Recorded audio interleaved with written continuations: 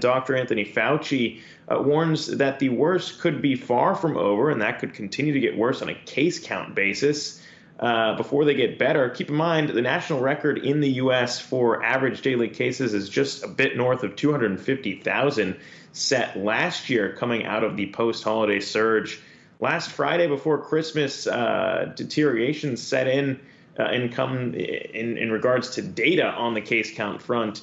The national average over 7 days hit 197,000, so not too far from that record, a 65% jump from earlier in December. And for more on that, I want to bring on Yahoo Finance's Anjalee Khemlani, who always tracks the latest on the COVID front for us. And Anjalee, I mean, when you look at it, it's largely expected when we gather for the holidays to see cases rising, but the warnings coming from Dr. Fauci and other medical experts not really doing anything to assuage the fears that we're out of it yet. That's right, Zach. And to your point about the numbers, I mean, we saw during last winter, that peak in January, we saw days with over 300,000 cases. And so whether or not we actually get to that point with the number of tools and resources that we currently have, especially including vaccinations, but now also adding to the list, right, the 2 pills that have been authorized for emergency use. So all of these things put together could possibly impact the curve of the trajectory of the virus coming this winter, which is what health experts are hoping for, but we don't know for sure just yet. And what we are seeing, and this is really something that Dr. Anthony Fauci and others have been really expounding on, is the idea that because this variant is so transmissible, we're going to continue to see a climb in these cases, and that climb in cases will result in more breakthrough cases as well. So what he did tell ABC this weekend is largely along those lines. Here's what he had to say. When you have such a high volume of new infections, it might override a real diminution in severity, so that if you have many, many, many more people with a less level of severity, that might kind of neutralize the positive effect of having less severity when you have so many more people. And we're particularly worried about those who are in that unvaccinated class, that, tens and tens of millions of Americans who are eligible for vaccination who've not been vaccinated.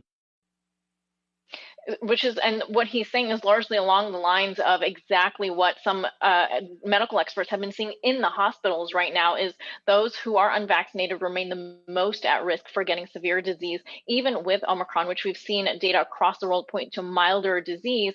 But with the surge in transmission, that could really do away with any understanding of mildness as it stands right now. Back to you.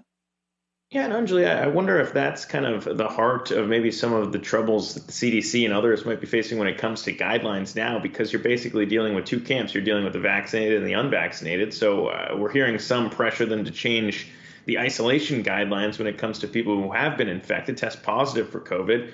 What do we know about maybe how that could be changing as we move forward?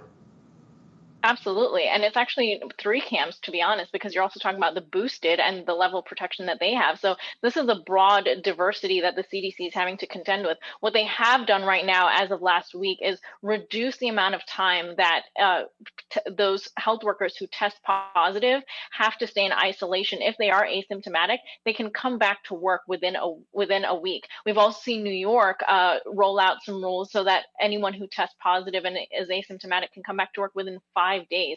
So really a lot of focus on this idea of reducing that 14-day timeline that used to be the recommended isolation period. Now that isolation period was set in the early days of the pandemic, when we didn't know as much, when we didn't have as many resources available, and we knew that the sort of timeline of how much the virus would infect someone and affect someone was about 14 days.